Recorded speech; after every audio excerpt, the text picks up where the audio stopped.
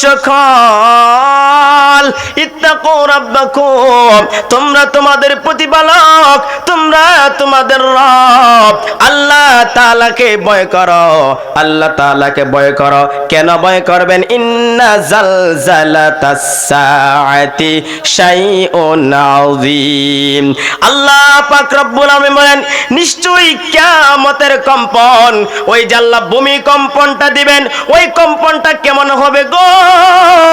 আল্লাহ রব্বুল আলামিন বলেন, নিশ্চয় কিয়ামতের কম্পন বিশাল এক কম্পন। চিল্লায়া বলেন সুবহানাল্লাহ। এ আমার বন্ধুরা, বাবারা, ওই কম্পন যেদিন হবে গো, ওই কম্পন যেদিন ঘটাবেন, আল্লাহ পাকের একজন ফেরেশতা রয়েছে, যে ফেরেশতার নাম হচ্ছে হযরতে ইসরাফিল আলাইহিস সালাম। ওই ইসরাফিল আলাইহিস সালাম সিংহা হাতের মধ্যে লইয়া মুখের কাছে নিয়া আল্লাহ পাকের আরশে আজিমের দিকে এক নজরে তাকিয়ে রয়েছে, এক পলকে তাকিয়ে রয়েছে। আল্লাহ হুকুম দিবে, তখন ইসরাফিল আলাইহিস সালাম ওই সিংহার মধ্যে ফুৎকার দিবে। যেবার কিয়ামত সংঘটিত হবে, যখন কিয়ামত কায়েম হবে, আল্লাহ যেদিন পৃথিবীটা ধ্বংস করে দেবে, ওই সময় ইসরাফিল আলাইহিস সালাম ওই সিংহার মধ্যে দুইবার ফুৎকার দিবে। আল্লাহু আকবার বলেন।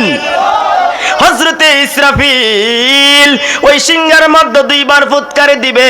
প্রথমবার যখন ওই সিংহার মধ্যে ফুৎকার দিবে গো, প্রথমবার সিংহার মধ্যে ফুৎকার দেওয়ার সঙ্গে সঙ্গে এই পৃথিবীর জমিনে যত মানুষ জীবিত রয়েছে, যত প্রাণী রয়েছে, প্রথমবার সিংহায় ফুৎকার দেওয়ার সঙ্গে সঙ্গে তামাম সৃষ্টি জগতের সমস্ত মানুষেরা কলিজা ফাটিয়া, কানের পর্দা ফাটিয়া দুনিয়া থেকে বিদায় নিয়ে চলে যাবে।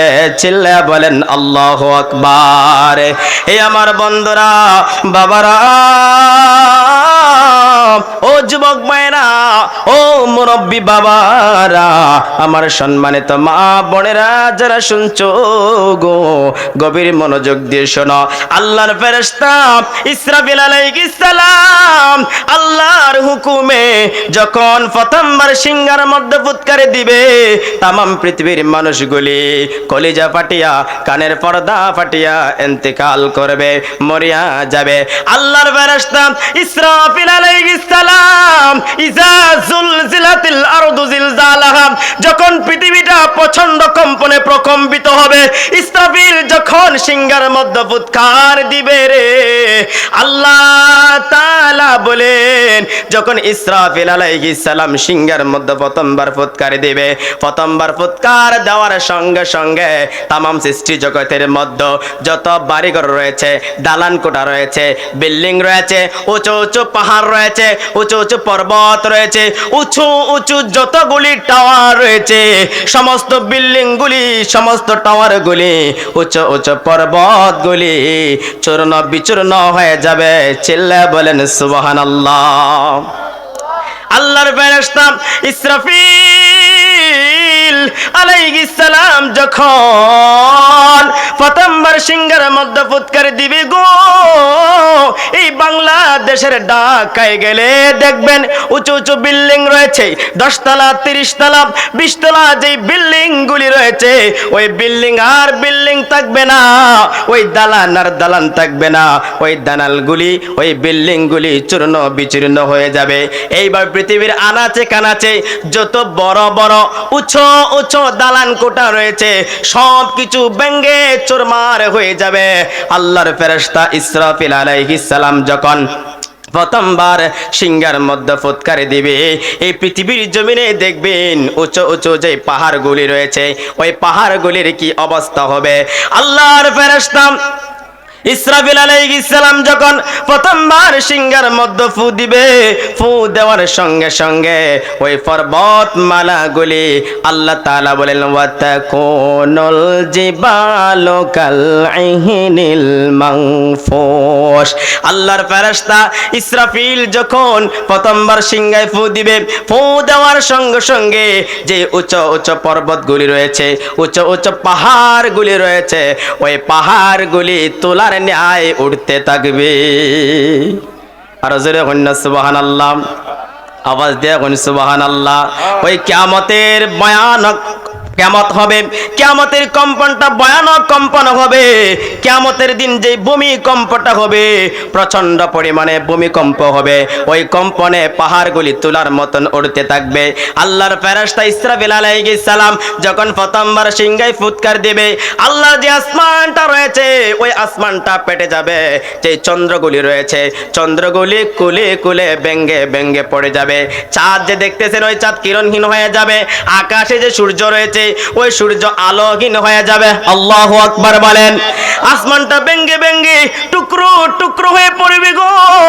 আকাশের তারকাগুলি টুকরো টুকরো হয়ে পড়বে। এজন্য আল্লাহ বলে ইদা জুলজিলাতিল আরদু জিলজালাহা, যেদিন পৃথিবীটা প্রচন্ড কম্পনে প্রকম্পিত হবে, তামাম সৃষ্টি জগৎটা টুকরো টুকরো টুকরো টুকরো হয়ে পড়িয়া যাবে। চিৎকার দিয়া বলেন আল্লাহু আকবার। এই আমার বন্ধুরা বাবারা রে,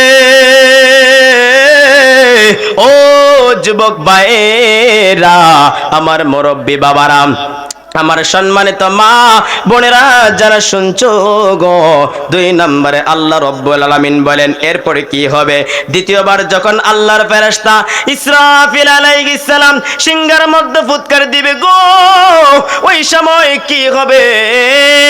আল্লাহ বলে ওয়া আখরাজাতিল আরদু আসকালাহা। আল্লাহ রাব্বুল আলামিন বলেন আল্লাহর ফেরেশতা ইসরাফিল আলাইহিস সালাম যখন দ্বিতীয়বার সিংহার মধ্যে ফু দিবে, ফু দেওয়ার সঙ্গে সঙ্গে ওয়া আখরাজাতিল আরদু আসকালাহা, এই পৃথিবীর জমিনের ভিতরে, এই জমিনের ভিতরে যা কিছু লুকে রয়েছে ওই জমিন তার বোঝাসমূহ বের করে দিবে। যখন ইসরাফিল আলাইহিস সালাম দ্বিতীয়বার সিংহায় ফুৎকার দিবে, ওয়া আখরাজাতিল আরদু আসকালাহা, জমিন তার বোঝাসমূহ বের করে দিবে। এখন জমিনের বোঝা কি? তাফসীরকারগণ 3টা ব্যাখ্যা লিখেছেন, 3টা কথা উল্লেখ করেছেন। জমিনের ভিতর থেকে কি বের হবে? 1 নম্বর হইল মুফাসসিরিন কেরামগণ বলেন ওয়া আখরাজাতিল আরদু আসকালাহা, জমিন তার বোঝাসমূহ বের করে দিবে। কি বের করে দিবে? 1 নম্বরে এই জমিনের ভিতরে যত মানুষ মরে যাওয়ার পরে তাদেরকে দাফন করা হয়েছে, যত মানুষদেরকে দাফন করা হয়েছে, সমস্ত মানুষদেরকে ওয়া আখরাজাতিল আরদু আসকালাহা, জমিন তার গর্ভ থেকে, জমিন তার পেট থেকে মৃত লাশগুলি বের করে দেবে। আপনারা কষ্ট হইতেছে নাকি? নাকি ভালো লাগে না? কথা কইুন আপনারা সুবহানাল্লাহ একটু জোরে দিউন। আলোচনা কিন্তু আমি কোরআন হাদিস থেকেই বলবো, কাহিনী বলবো না, একটু কোরআন হাদিস থেকে বলবো। আল্লাহ বলেন ওয়া আখরাজাতিল আরদু আসকালাহা, জমিন তার বোঝাসমূহ বের করে দিবে। কি বের করে দিবে? তাফসীরকারগণ লিখেছেন 1 নম্বরে ওই জমিনের ভিতরে, ওই জমিনের পেটের মধ্যে যত মানুষগুলি লুকিয়ে রাখা হয়েছে, যত মানুষগুলিকে দাফন করা হয়েছে, সমস্ত মানুষদেরকে জমিন বের করে দেবে, তার গর্ভ থেকে, তার পেট থেকে বের করে দিবে। 2 নম্বরে তাফসীরকারগণ লিখেছেন ওই জমিনের ভিতরে স্বর্ণ রয়েছে, রূপা রয়েছে, হীরা জহরত রয়েছে।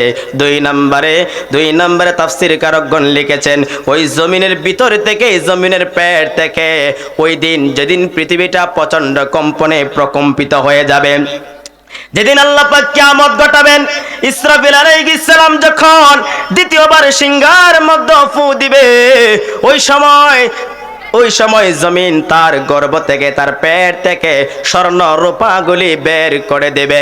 3 নম্বরে জমিন তার রেকর্ড বের করে দেবে। আজকে এই শিবপাশার জমিনে, হকুরার জমিনে এই যে ইসলামী সম্মেলন হচ্ছে, মাহফিলে আপনারা আসছেন, বসছেন, এই যে ক্যামেরার মাধ্যমে রেকর্ড হইতেছে কি হইতেছে না? আওয়াজ দেওয়া হইতেছে কি না? এই যে রেকর্ড হইতেছে, এই জমিনও কিন্তু রেকর্ড করে রাখে। এই জমিনের মধ্যে আপনি যা কিছু করবেন, যা কিছু করতেছেন, সব কিছু জমিন রেকর্ড করে রাখতেছে।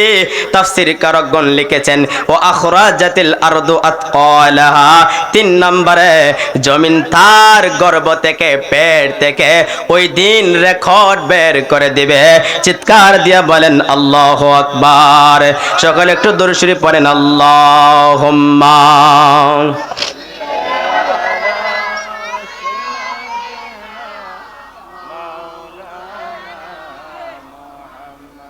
ওয়ালা আলি মাওলানা মুহাম্মাদ আল্লাহুম্মা সাইয়্যিদিনা মাওলানা মুহাম্মাদ ওয়ালা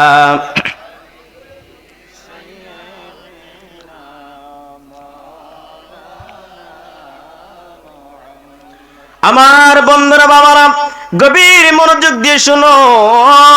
ইজা জুলজিলাতিল আরদু জিলজালাহা, যেদিন পৃথিবীটা প্রচন্ড কম্পনে প্রকম্পিত হবে। ওয়া আখরাজাতিল আরদু আতকালাহা, যেদিন জমিন তার গর্ভ থেকে, তার পেট থেকে সব কিছু বের করে দিবে। মানুষ এই দৃশ্যগুলি দেখার পরে তখন মানুষ কি বলবে? আল্লাহ তাআলা কোরআনে পাকের মধ্যে বলেন ওয়া ক্বালাল ইনসানু মা লাহা, সেদিন মানুষ বলবে এই জমিনের কি হয়েছে, এই জমিনের কি হয়েছে, সব কিছু বের করে দিচ্ছে। ইয়াউমা ইদিন তুহাদ্দিসু আখবারাহা, সেদিন জমিন তার বৃত্তান্ত বর্ণনা করবে। চিৎকার দিয়া বলেন আল্লাহু আকবার। জগতের বন্ধুরা রে, ও ও সম্মানিত মা বোনেরা যারা শুনছো গো, গভীর মনোযোগ দিয়ে শুনেন। আল্লাহ তাআলা বলেন ইয়াউমা ইদিন তুহাদ্দিসু আখবারাহা, সেদিন জমিন তার বৃত্তান্ত বর্ণনা করবে। কি বর্ণনা করবে? তাফসীর কারকগণ এই আয়াতের তাফসীর করতে গিয়ে 4টা জিনিসের কথা উল্লেখ করেছেন। এই পৃথিবীর জমিনেও যদি কোনো মানুষ কোনো মারামারি করে, ঝগড়া ফাসাদ করে, ঝগড়া ফাসাদ করলে যখন বিচার সালিস হয়, বিচার যখন হবে তখন কিন্তু সাক্ষীর প্রয়োজন হয় কি হয় না? সাক্ষীর প্রয়োজন হয়। আল্লাহ তাআলা বলেন ইয়াউমা ইদিন তুহাদ্দিসু আখবারাহা, এই পৃথিবীতে আল্লাহ আমাদেরকে পাঠাইছেন, অচিরেই পৃথিবীর জমিন থেকে বিদায় নিয়ে চলে যেতে হবে, আল্লাহর দরবারে দাঁড়াতে হবে। সেই দিন জমিন তার বৃত্তান্ত বর্ণনা করবে। কি বর্ণনা করবে? তাফসীর কারকগণ বলেন 1 নম্বরে ওই দিন জমিন আল্লাহ তাআলার কাছে সাক্ষী হয়ে দাঁড়িয়ে যাবে। আল্লাহু আকবার বলেন। মানুষের বিরুদ্ধে আল্লাহ তাআলার কাছে জমিন সাক্ষী দিবে। 1 নম্বরে জমিন সাক্ষী দিবে। ওই দিন মানুষের জবান আল্লাহ বন্ধ করে দিবেন।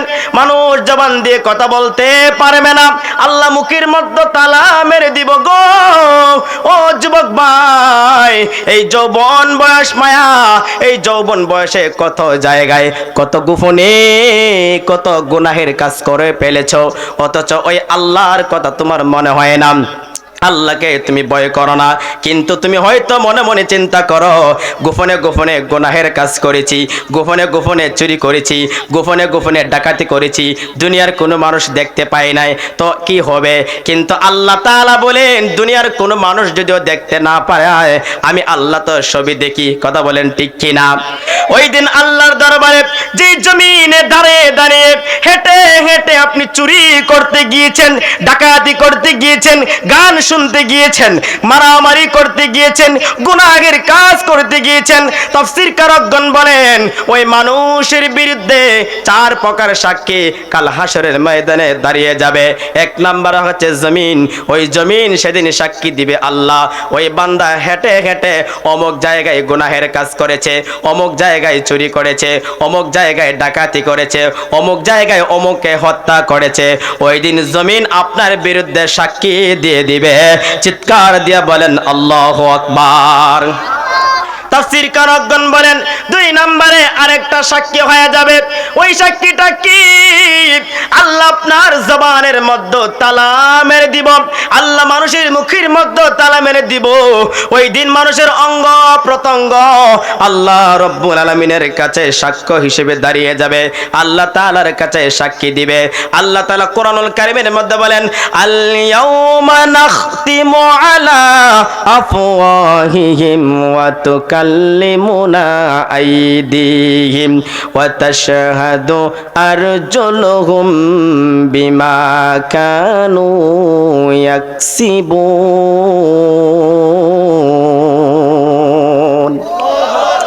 ওই দিন 1 নম্বর জমিনে সাক্ষী দিবে, 2 নম্বরে মানুষের অঙ্গ প্রত্যঙ্গ তার বিরুদ্ধে সাক্ষী দিয়ে দিবে। আল্লাহ তাআলা ওই দিন মানুষের জবানের মধ্যে তালা মেরে দিবেন। 1 নম্বরে তার হাত তার বিরুদ্ধে সাক্ষী হয়ে যাবে।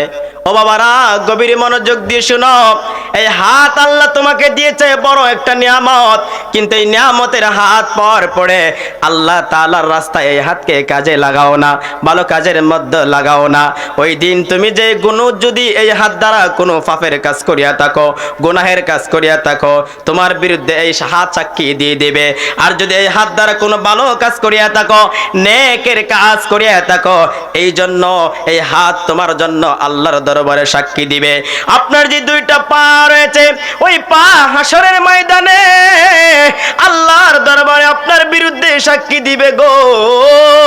এই পা দিয়ে হেঁটে হেঁটে কারারে এই হকর আর মাহফিলে আসছো, কষ্ট করে এই শীতের রাতে হেঁটে হেঁটে মাহফিল শোনার জন্য আসছো, কোরআন হাদিসের আলোচনা শোনার জন্য আসছো। কাল হাসরের ময়দানে ওই 2 পা আল্লাহর কাছে সাক্ষী হয়ে দাঁড়িয়ে যাবে, বলবে, আল্লাহ অমুক বান্দা, আপনার এই বান্দা ওই শিবপাশা হকুরার জমিনে কোরআন হাদিসের মাহফিল শোনার জন্য হেঁটে হেঁটে গিয়েছে, আল্লাহর কাছে আপনার জন্য সাক্ষী হয়ে যাবে। আর যদি এই পা দিয়ে হেঁটে হেঁটে সিনেমা দেখতে যাও, লাইলি মজনুর গান শুনতে যাও, ওই যে আবুল ফাউল করছে কি করছে না, হুজুরে কইছে কি কইছে না, কথা কই না করে, ওই আবুলের গান যদি শুনতে যাও, কাল হাসরের ময়দানে আপনার 2 পা আপনার বিরুদ্ধে সাক্ষী হয়ে দাঁড়িয়ে যাবে। আল্লাহ, এই লোক অমুকের গান শুনতে গিয়েছি, অমুক জায়গায় খারাপ কাজ করতে গিয়েছি, এই পা দিয়ে হেঁটে হেঁটে চুরি করতে গিয়েছে, আল্লাহ এই পা দিয়ে হেঁটে হেঁটে রাস্তায় ডাকাতি করতে গিয়েছে, আপনার বিরুদ্ধে আপনার 2 পা কাল হাসরের ময়দানে সাক্ষী হয়ে দাঁড়িয়ে যাবে।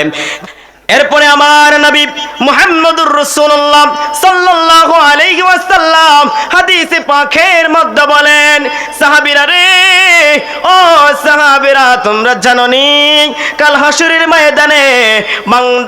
হাসরের ময়দানে বান্দার অঙ্গ প্রত্যঙ্গগুলি আল্লাহর কাছে সাক্ষ্য দিবে, তার জবানগুলি বন্ধ হয়ে যাবে। মানুষের যে 2টা চোখ রয়েছে, ওই চোখ আল্লাহর দরবারে সাক্ষী দিবে। এই চোখ দিয়ে যদি আপনি ভালো জিনিস দেখিয়া থাকেন, তাহলে ভালো কথা বলবে।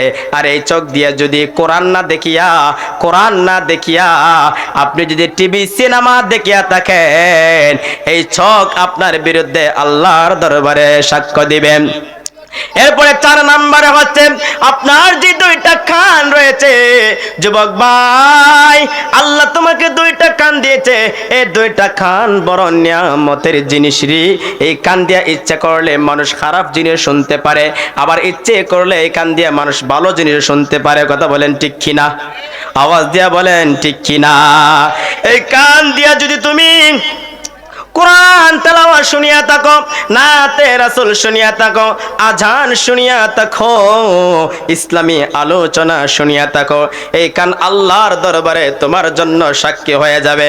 আর যে যুবকেরা গোপনে ইয়ারফোন লাগাইয়া, হেডফোন লাগাইয়া হ্যান্ডি গান শুনেছো, এই বাংলাদেশের নায়িকার গানগুলি শুনেছো, কাল হাসরের ময়দানে কিন্তু এই 2টা কান তোমার বিরুদ্ধে আল্লাহর দরবারে সাক্ষী দিয়ে দিবে। ওই দিন এই জবান বন্ধ থাকবে, আপনার অঙ্গ প্রত্যঙ্গগুলি আল্লাহর দরবারে সাক্ষী হয়ে যাবে। চিৎকার দিয়া বলেন আল্লাহু আকবার। 3 নম্বরে হচ্ছে আল্লাহ পাকের ফেরেশতাগণ সাক্ষী দিবেন, সুবহানাল্লাহ বলেন। 1 নম্বরে জমিন, দুই নম্বরে মানুষের অঙ্গ প্রত্যঙ্গ, তিন নম্বরে ফেরেশতাগণ সাক্ষী দিবেন। এখন কইবেন ফেরেশতা আবার কোথায়? আমরা তো ফেরেশতা দেখি না, কিন্তু আল্লাহ পাক রব্বুল আলামিন কোরআনুল কারীমের মধ্যে দলিল দিয়ে দিচ্ছেন। তিন নম্বরে যে ফেরেশতা আপনার বিরুদ্ধে সাক্ষী দিবে, আপনার পক্ষে সাক্ষী দিবে। আল্লাহ তাআলা বলেন কিরামান কাতিবিনা ইয়ালামুনা মা তাফআলুন ইন্নাল আবরারা লাফি নাঈম ওয়া ইন্নাল ফুজ্জারা লাফি জাহিম।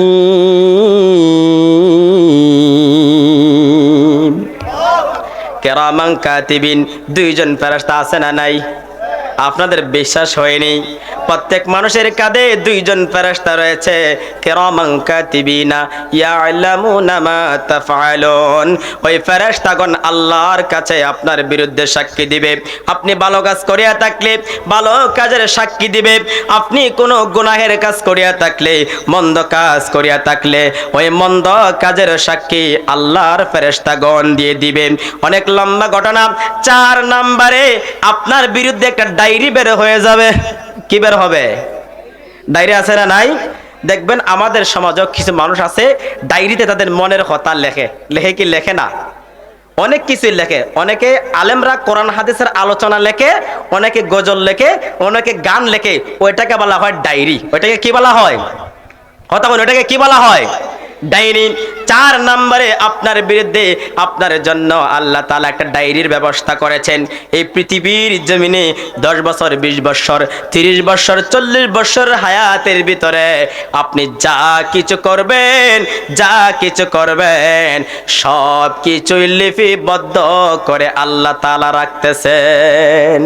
হাসরের ময়দানে ওই ডায়েরি আপনার বিরুদ্ধে সাক্ষী হয়ে যাবে, আপনার বিরুদ্ধে সাক্ষী হয়ে যাবে। ওই দিন বাঁচতে পারবেন? দুনিয়ার সাক্ষীরে ঘুষ খাওয়াইলে পাল্টে যায়। কথা বলেন ঠিক না বেটে? দুনিয়ার সাক্ষীরে ঘুষ দিলে কি হয়ে যায়? পাল্টে যায়। কিন্তু হাসরের ময়দানে ঘুষ চলবনি, ঘুষ দিয়ে পাল্টাইতে পারবেননি। এটাকে যেমন তেমন ডায়েরি নেই, একটা আল্লাহ পাক ফেরেশতার মাধ্যমে সেই ডায়েরিটা লিখতেছেন। যে ডায়েরিতে পুঙ্খানুপুঙ্খভাবে সব কিছুই লিপিবদ্ধ হচ্ছে, কোনো কিছুই এদিক সেদিক হবে। আপনি পৃথিবীতে যা কিছু করবেন সব কিছুই ওই ডায়েরির মধ্যে লেখা হইতেছে। ওই ডায়েরি 4 নম্বরে আপনার বিরুদ্ধে সাক্ষী হয়ে যাবে। সম্মানিত হাজিরিন, গভীর মনোযোগ দিয়ে শুনেন। এজন্য আল্লাহ বলে ইদা জুলজিলাতিল আরদু জিলজালাহা, যেদিন পৃথিবীটা প্রচন্ড কম্পনে প্রকম্পিত হবে।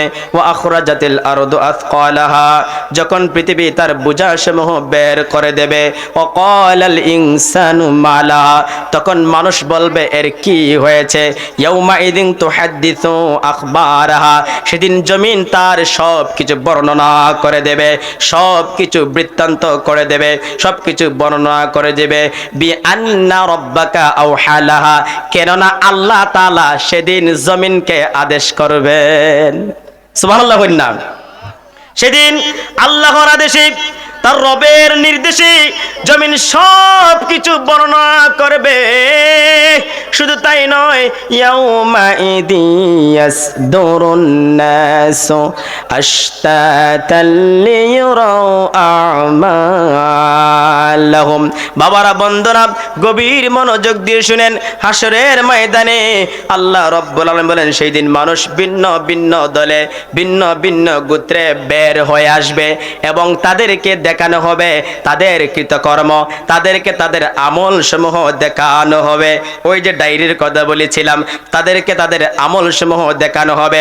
ভিন্ন ভিন্ন দল বলতে তাফসীর কারকগণ বলেন হাসরের ময়দানে 2টা দল বের হবে। একটা দল হবে জান্নাতি, আর একটা দল হবে জাহান্নামী। আল্লাহু আকবার বলেন। এক দল হবে জাহান্নামী, আরেক দল হবে জান্নাতি। লিউরাউ আমালাহুম, তাদের নেকিত কর্ম দেখানো হবে।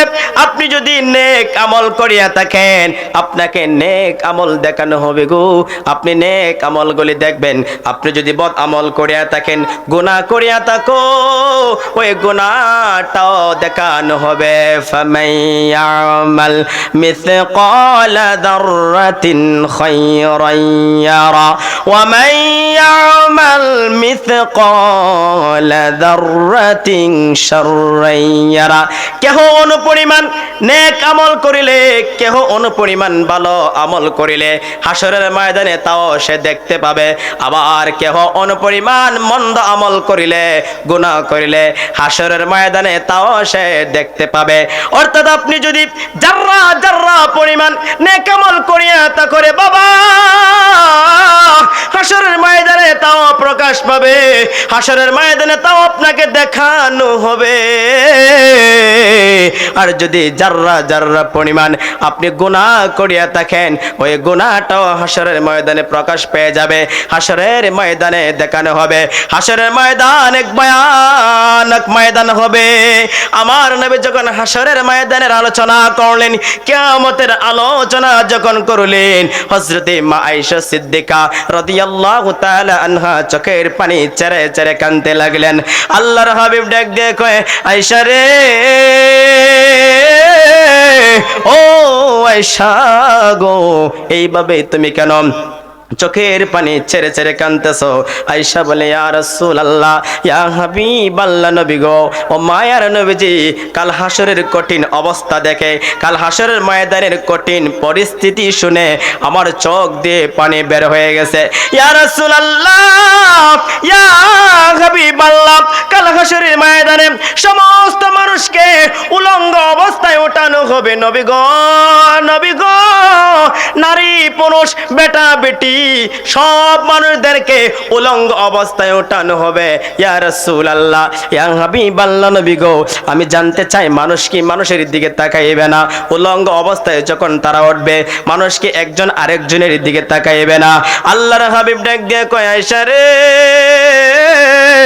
ও আয়েশা, হাসরের ময়দান এমন একটা ময়দান হবে রে, যে ময়দানে মাতার অর্ধ হাত উপরে আল্লাহ পাকের সূর্যটা রয়েছে, ওই সূর্যটা নেমে আসবে, জমিনটা তামা হয়ে যাবে, জমিনটা তামার হয়ে যাবে। ওই সূর্যের তাপে মানুষ যখন ডেকচির মধ্যে ভাত বসায়, আগুন দিয়ে তাপ দিতে দিতে দেখবেন ভাতগুলি টকবক টকবক করতে থাকে। আল্লাহর হাবিব বলে, আয়েশা, ওই অর্ধ হাত উপরে যখন সূর্যটা নেমে আসবে, জমিনটা যখন তামা হয়ে যাবে, জমিনটা যখন তামা তামা হয়ে যাবে, ওরে আয়েশা, ওই দিন সূর্যের তাপে মানুষের মস্তকগুলি, মানুষের মগজগুলি বাতের ন্যায় টকবক টকবক করতে থাকবে। ওই হাসরের ময়দান এমন একটা ময়দান রে আয়েশা, ওই দিন প্রত্যেক মানুষ যার যার আমলের চিন্তা করবে। ওই ময়দানে তার আমল নামা ডান হাতে আসে নাকি বাম হাতে আসে?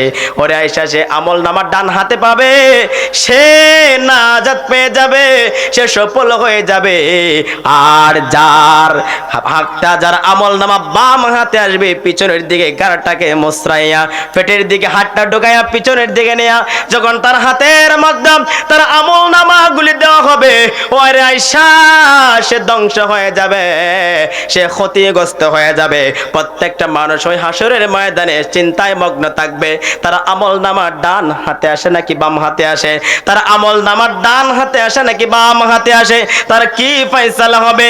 ওরে আয়েশা, ওই ময়দান ভয়ানক ময়দানে ওই সময় প্রত্যেক মানুষ ওই চিন্তায় মগ্ন থাকবে। মানুষ যে উলঙ্গ অবস্থায় আছে রে আয়েশা, ওই সময় কেউ কারো দিকে নজর করবে না। চিৎকার দিয়া বলেন আল্লাহু আকবার। এ আমার বন্ধুরা, বাবারা, ও যুবক মায়েরা, ও মুরব্বী বাবারা, ও পর্দার আড়ালের মা, মাগো মা, দিলের কানটা লাগাইয়া শোনো গো, ও মা একবার হাসরের ময়দানের কথা চিন্তা করো, কিয়ামতের ময়দানের কথা চিন্তা করো, যে ময়দানের মধ্যে মানুষ গ্রামের মধ্যে সাঁতার কাটতে থাকবে, মানুষ গ্রামের মধ্যে সাঁতার কাটবে, ওই ময়দানে কোনো ছায়া থাকবে না, হাসরের ময়দানে কোনো ছায়া থাকবে না, একমাত্র একটা ছায়া থাকবে, ওই ছায়াটা হচ্ছে আল্লাহ পাকের আরশ আজিমের ছায়া। চিৎকার দিয়া বলেন সুবহানাল্লাহ। ইয়াসআলু আইয়ানা ইয়াউমুল কিয়ামা ফাইযা বারিকাল বাসার ওয়া খাসাফাল কমার ওয়া জুমিআশ শামসু ওয়াল কমার ইয়াকুলুল ইনসানু ইয়াউমা ইদিন আইনাল মাফার কাল্লা লা ওয়াজার ইলা রাব্বিকা ইয়াউমা ইদিনিল মুস্তাকার। চিৎকার দিয়া বলেন আল্লাহু আকবার। আল্লাহ তাআলা কোরআনের আয়াত নাজিল করে জানায় দিলেন, ও নবী, নবী গো, মানুষ আপনাকে প্রশ্ন করবে, মানুষ আপনাকে প্রশ্ন করে, মানুষ আপনাকে জিজ্ঞাসা করবে কিয়ামত কখন হবে, কিয়ামত কখন সংঘটিত হবে। আপনি তাদেরকে জানায় দেন, আপনি তাদেরকে বলে দিন, যখন আকাশের চাঁদ কিরণহীন হয়ে যাবে, যখন আকাশের সূর্য এবং চন্দ্র একত্রিত হয়ে যাবে এবং মানুষের চোখ অন্ধ হয়ে যাবে, আলোহীন হয়ে যাবে, তখন কিয়ামত সংঘটিত হবে। তখন মানুষ আফসোস করবে, তখন মানুষ বলবে পালাবার স্থান কোথায়, আশ্রয়ের স্থল কোথায়? কাল্লা লা ওয়াজার, না না, তারা কোনো পালাবার স্থান পাবে না, না না, তারা কোনো আশ্রয় পাবে না। কাল্লা লা ওয়াজার ইলা রাব্বিকা ইয়াউমা ইদিনিল মুস্তাকার। ওই দিন একমাত্র আশ্রয় হবে আল্লাহ পাকের নিকটে, ওই দিন একমাত্র আল্লাহর আরশে আজিমের ছায়া ব্যতীত আর কোনো ছায়া থাকবে না, আর কোনো আশ্রয় থাকবে না। চিৎকার দিয়া বলেন সুবহানাল্লাহ। ওই ময়দানটা ভয়ানক ময়দান, ওই ময়দানটা এমন হবে গো, ওই ময়দানে মা ছেলেকে চিনবে না, ছেলে মাকে চিনবে না, বাবা ছেলেকে চিনবে না, কেউ কাউকে চিনবে না। ওই ময়দানে কেউ কাউকে সাহায্য করবে না, কেউ কারো উপকারে আসবে না। আল্লাহর হাবিব মুহাম্মদ রাসূলুল্লাহ সাল্লাল্লাহু আলাইহি ওয়াসাল্লাম হাদিসে পাকের মধ্যে বলেন, হাসরের ময়দানে দুইজন বান্দার আমল যখন হিসাব করা হবে, আমলগুলি হিসাব করার পরে দেখা যাবে এক বান্দার আমল নামার মধ্যে 99টা গুনাহ রয়েছে, একটা মাত্র নেকি রয়েছে, আর এক বান্দার আমলের মধ্যে 99টা নেকি রয়েছে, একটা মাত্র গুনাহ রয়েছে। হাসরের ময়দানে আল্লাহ পাক ওই দুই বান্দার আমল সমূহ হিসাব করার পরে, গণনা করার পরে দেখা যাবে এক বান্দার 99টা গুনাহ, একটা মাত্র নেকি, আর এক বান্দার 99টা নেকি, একটা মাত্র গুনাহ, একটা মাত্র গুনাহ। রে বাবা, ওই সময় যে ব্যক্তির একটা মাত্র গুনাহ রয়েছে, 99টা নেকি রয়েছে, একটা গুনাহর জন্য আল্লাহ তাআলা তাকে ডিক্লার দিয়ে দিবেন, আল্লাহ হুকুম দিয়ে দিবেন, আল্লাহ জানাই দিবেন, ওই বান্দাকে তোমরা জাহান্নামে নিয়ে যাও, ওই বান্দাকে তোমরা জাহান্নামে নিয়ে যাও। ওই বান্দাকে যখন জাহান্নামে নিয়ে যাওয়া হবে, আল্লাহর ফেরেশতারা যখন তাকে জাহান্নামের দিকে নিয়ে যাবে, ওই সময় বান্দা ডাক দিয়া বলবে, আল্লাহ তুমি তো রহমান, তুমি তো মেহেরবান, আল্লাহ তুমি আমাকে দুনিয়ায় অনেক সময় দিয়েছিলা আমল করার জন্য, আল্লাহ গো অনেক সুযোগ দিয়েছিলা আমল করার জন্য, কিন্তু সুযোগ থাকার পরও আমল করতে পারলাম না। আল্লাহ একটা নেকির জন্য আজকে জাহান্নামী হয়ে গেলাম, একটা নেকির জন্য আল্লাহ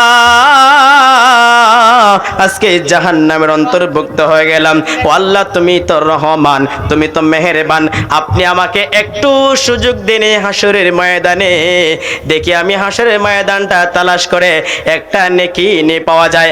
আল্লাহ ডাক দিয়ে কই, রে আমার বান্দা, যা যা তোরে সুযোগ দিলাম, দুনিয়ায় তোকে সুযোগ দিয়েছিলাম, আজকে হাসরের ময়দানে তোকে সুযোগ দিলাম, দেখ একটা নেকি নিয়ে কারো কাছে পাস। তখন ওই বান্দা যার 99টা নেকি একটা মাত্র গোনা, ওই একটা নেকির জন্য হাসরের ময়দানে দৌড়াতে দৌড়াতে আরম্ভ করে দিবে। দৌড়াতে দৌড়াতে হঠাৎ তার মায়ের সঙ্গে সাক্ষাৎ হয়ে যাবে। দুঃখিনী মায়ের কাছে ডেক দিয়া বলবে, মা, ও মা, দুনিয়ায় কত আদর যত্ন করেছো, কত মায়া মহব্বত করেছো, অসুখ হয়ে গেলে কত টেনশন করেছো, কত চিন্তা করেছো। মা গো মা, আজকের এই হাসরের ময়দানে একটা নেকির জন্য তোমার সন্তান জাহান্নামী হয়ে গেল, তোমার সন্তান জাহান্নামী হয়ে গেল। মা গো মা, আমাকে একটা নেকি দাও, আমাকে একটা নেকি দাও, আমাকে একটা নেকি দাও। ওই মা ডেক দিয়ে বলবে, রে সন্তান, এই আমার ছেলে, ছেলে রে, তোমার তো হিসাব হয়ে গিয়েছে, কিন্তু আমার হিসাব হয় নাই। লা আদরি, শুধু আফসোস করতেছি। সে আফসোস করে বলবে, লা আদরি, আমি আমার নিজের জন্য টেনশনে আছি, আমি আমার নিজের জন্য টেনশনে আছি, আমি আমার নিজের জন্য চিন্তায় আছি, আমি আমার নিজের জন্য পেরেশানিতে আছি। আমার হিসাবটা কি হবে, আমার ফয়সালাটা কি হবে? আমি তোমাকে একটা নেকি দিতে পারবো না। মায়ের কাছ থেকে নিরাশ হয়ে সন্তান আবার হাসরের ময়দানে দৌড়াতে আরম্ভ করে দিবে গো। দৌড়াতে দৌড়াতে তার বাবার সাক্ষাৎ পেয়ে যাবে, বাবার কাছে চলে যাবে। বাবার কাছে গিয়ে বলবে, বাবা, দুনিয়ার জমিনে আপনি আমার জন্য কত কষ্ট করেছেন, পায়ের মাথার গাম পায়ে ফেলেছেন, রাতকে দিন করেছেন, দিনকে রাত করেছেন। ও বাবা, আমার মুখে খাবার তুলে দেওয়ার জন্য আপনি কত পরিশ্রম করেছেন, কিন্তু এই হাসরের ময়দানে একটা নেকির জন্য গো তোমার সন্তান জাহান্নামী হয়ে গেল। ও বাবা, একটা নেকি দাও, একটা নেকি দাও। বাবা ডাক দিয়া বলবে, রে আমার সন্তান, লা আদরি, আমি আমার নিজের জন্য আফসোস করতেছি, তোমার তো হিসাব হয়ে গিয়েছে, তোমার হিসাব হয়ে গিয়েছে, এখন আমার হিসাব বাকি, এখন আমার হিসাব হয় না, আমার হিসাব হয় নাই। আমি আমার নিজের জন্য টেনশনে আছি, আমি আমার জন্য পেরেশানিতে আছি। আমি তোমাকে নেকি দিয়ে সাহায্য করতে পারবো না, আমি তোমাকে নেকি দিয়ে সাহায্য করতে পারবো না। বাবার কাছ থেকে নিরাশ হয়ে সন্তান, ওই ছেলেটা হাসরের ময়দানে আবার দৌড়াতে আরম্ভ করে দিবে। দৌড়াতে দৌড়াতে আপন স্ত্রীর সঙ্গে তার সাক্ষাৎ হয়ে যাবে, যেই বউয়ের জন্য কত কষ্ট করেছেন, কত পরিশ্রম করেছে। ওই তার বউয়ের কাছে গিয়ে বলবে, রে বউ, আমার একটা নেকির প্রয়োজন, একটা নেকির জন্য আমি জাহান্নামে হয়ে গেলাম, একটা নেকির জন্য আমি জাহান্নামে চলে যাচ্ছি, তুমি আমাকে একটা নেকি দিয়া সাহায্য করব। ওই সময় তার স্ত্রী ডাক দিয়ে বলবে, স্বামী রে, ও স্বামী, তোমার হিসাব তো হয়ে গিয়েছে, এখন পর্যন্ত আমার হিসাব হয় নাই, আমি আমার নিজের জন্য টেনশনে আছি, আমার কি হবে, আমার কি হবে, কি হবে গো, আমি তোমাকে নেকি দিয়ে সাহায্য করতে পারবো না। হে আমার শিবপাশার বাবারা, ও যুবক মায়েরা গো, ও মুরব্বী বাবারা, ও পর্দার আড়ালের মা, দিলের কানটা লাগাইয়া শোনো। ওই যুবক সারাটা হাসরের ময়দানে এইভাবে ঘুরবে ঘুরবে, কেউ একটা নেকি দিয়া গো ওই যুবককে সাহায্য করবে না। এবার যুবক চোখের পানি চেরে চেরে মনটাকে মলিন করে আল্লাহর জাহান্নামের দিকে রওনা দিয়ে দিবে। ওই দিক দিয়ে যেই লোকটা 99টা গুনাহ করেছে, একটা মাত্র নেকি করেছে, তার সঙ্গে তার দেখাটা হয়ে যাবে। ওই লোকটা তাকায় দেখে রে, সে চোখের পানি চেরে চেরে কানতে কানতে কোথায় যেন যাচ্ছে। ওই লোকটা নাক দিয়া বলবে, রে ভাই, এইভাবে চোখের পানি চেরে চেরে, চেহারার মধ্যে কোনো হাসি নেই, চেহারাটা তোমার মলিন দেখা যায়, এইভাবে কেঁদে কেঁদে রে চেহারাটা মন মরা অবস্থায় কোথায় তুমি যাচ্ছ? ওই যুবক ডাক দিয়া বলবে, ভাই রে ভাই, কি বলবো মনের দুঃখ, 99টা নেকি করেছি, একটা মাত্র গুনাহ করেছি, ওই একটা গুনার জন্য আল্লাহ আমাকে জাহান্নামী বানায়া দিলেন, আল্লাহ ডিগলার দিয়ে দিলেন আমি জাহান্নামী। সারাটা হাসরের ময়দান ঘুরে ঘুরে মায়ের কাছে গিয়েছি, মা একটা নেকি দিয়ে সাহায্য করে নাই, বাবার কাছে গিয়েছি, বাবা একটা নেকি দেয় নাই, আপন বউয়ের কাছে গিয়েছি, বউ একটা নেকি দিয়ে সাহায্য করি নাই, পাড়া প্রতিবেশী আত্মীয় স্বজন সকলের কাছে গিয়েছি, কেউ একটা নেকি দিয়ে সাহায্য করে নাই, আমি আল্লাহর জাহান্নামের দিকে রওনা দিয়ে দিলাম। এবার ওই যুবক, যে যুবক 99টা গুনাহ করেছে, একটা মাত্র নেক আমল করেছে, তার এই দৃশ্যটা শোনার পরে সেও চোখের পানি ছেড়ে দিয়ে কাঁদতে লাগলো আর বলতেছে, বাইরে তুমি 99টা নেকি করার পরেও একটা গুনাহের কারণে তোমার হুকুম যদি জাহান্নাম হয়ে যায়, আমি তো একটা মাত্র গুনাহ নেকি করেছি, আমি তো তারও আগে জাহান্নামী। বাইরে ভাই, তোমার একটা গুনাহ আমাকে দিয়ে দাও আর আমার একটা নেকি তুমি নিয়ে যাও, তোমাকে আমার একটা নেকি দিয়ে দিলাম। চিল্লা বলেন সুবহানাল্লাহ। একটা নেকি দিয়ে দিবে, এখন তার 100টা নেকি হয়ে যাবে। 100টা নেকি লইয়া সে আনন্দ খুশিতে আল্লাহর জান্নাতের দিকে রওনা দিয়ে দিবে। নারে তাকবীর, নারে রিসালাত, প্রধান অতিথির আগমন, প্রধান অতিথির আগমন, প্রধান অতিথির আগমন, প্রধান অতিথির